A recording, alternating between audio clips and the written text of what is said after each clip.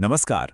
आज बात करते हैं 15वीं सदी के उस महान रहस्यवादी कवि और जुलाहे कबीर दास की, जिन्होंने अपने विचारों से अपने समय की दुनिया को सीधी चुनौती दे डाली। तो सवाल यही उठता है कि 15वीं सदी का एक मामूली जुलाहा दुनिया के दो सबसे बड़े धर्मों को चुनौती कैसे दे सकता है। आखिर एक साधारण से कारीगर में इतनी हिम्मत, इतनी समझ आई कहां से कि वो सदियों पुरानी परंपराओं पर सवाल खड़े कर दे। तो चलिए सबसे पहले जानते हैं इस क्रांतिकारी शख्सियत की शुरुआत के बारे में, जो काफी रहस्यमयी और विनम्र थी।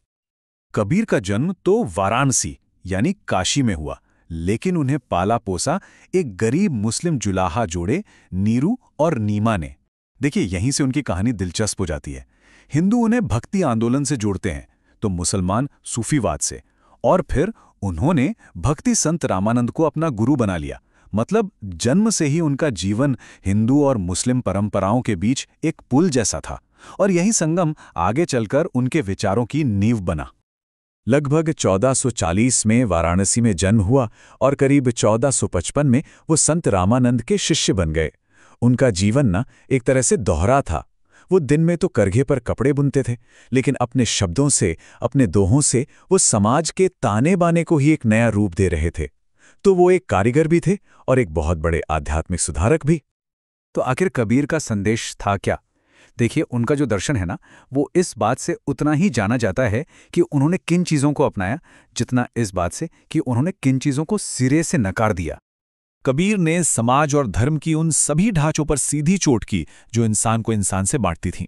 मूर्ति पूजा हो, ऊंच नीच वाली जाति व्यवस्था हो, या फिर बिना सोचे समझे किए जाने वाले कर्मकांड, उन्होंने इन सबका खुलकर विरोध किया। उनके लिए ये सब सिर्फ बाहरी दिखावा था, पाखंड था। तो अगर ये सब गलत था, तो फिर सही रास्ता क्या था? कबीर ने दिखाया निर्गुण भक्ति का मार्ग। इसका मतलब है निराकार ईश्वर की पूजा, एक ऐसा ईश्वर जिसका कोई रूप नहीं, कोई मूर्त नहीं।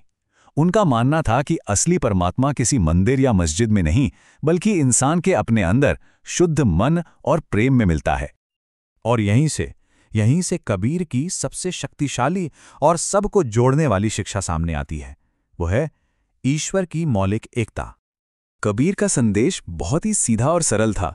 वो कहते थे कि जिसे कोई राम या हरि कहता है और कोई अल्लाह या रहीम, वो असल में एक ही ताकत है। नाम भले ही अलग अलग हों, पर सच तो एक ही है। और यकीन मानिए, उस दौर में ये कहना एक बहुत बड़ी क्रांतिकारी बात थी। अब सवाल यह है कि कबीर ने अपने इन क्रांतिकारी विचारों को आम लोगों तक पहुंचाया कैसे? जवाब है अपनी कविता, अपने दोहों के जरिए। उनके शब्द एक जलती हुई मशाल की तरह थे, जिनकी भाषा सीधी, सरल, लेकिन चोट बहुत गहरी और असरदार थी। जैसे ये दोहा सुनिए। माला फेरत जुग भया, फेरा न मन का फेर, कर का मन का छोड़ दे, मन का मन का फेर। कितना गहरा कटाक्ष है बाहरी कर्मकांडों पर। कबीर कह रहे हैं कि सदियां बीत गईं हाथ में माला फेरते फिरते, पर मन तो बदला ही नहीं। तो हाथ की इस माला को छोड़ो और अपने मन के मोतियों को फेरो, उसे बदलो। असली बदलाव अंदर से आता है, बाहर से नहीं। और उनके लिए सबसे बड़ी पूजा, सबसे बड़ी तपस्या क्या थी? वो थी सच्चाई। उनका ये दोहा देखिए। साँच बराबर तप नहीं, झूठ बराबर पाप। जाके हृदय साँच है, ताके हृदय आप।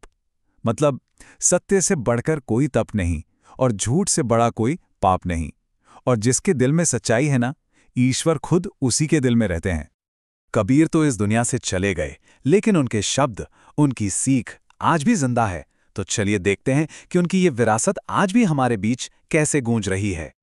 उनका असर बहुत गहरा और दूर तक फैला। आज भी उनके अनुयायी कबीरपंथी कहलाते हैं। उनके शिष्यों ने उनकी रचनाओं को बीजक जैसी किताबों में सहेजा, और ये बात बहुत कम लोग जानते हैं कि उनके 200 से ज्यादा पद सिखों के पवित्र ग्रंथ गुरु ग्रंथ साहिब में भी शामिल हैं।